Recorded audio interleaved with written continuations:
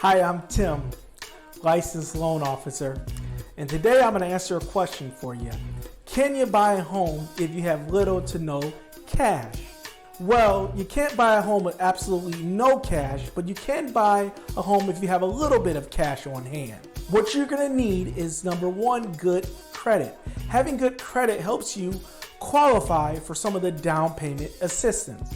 You can use a down payment assistant. There are many local and state programs that give you money to help cover some of the down payment and closing costs. Another thing you could use is seller's concession.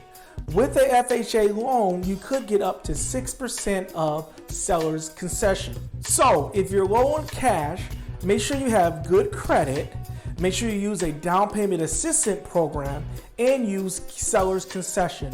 Also, a realtor can help you negotiate that purchase price down a little bit more to make that a little bit more affordable and make all the numbers a little bit lower. To learn more about buying a home on a budget and saving and getting the best deal, comment below. I'd love to help you. Thanks.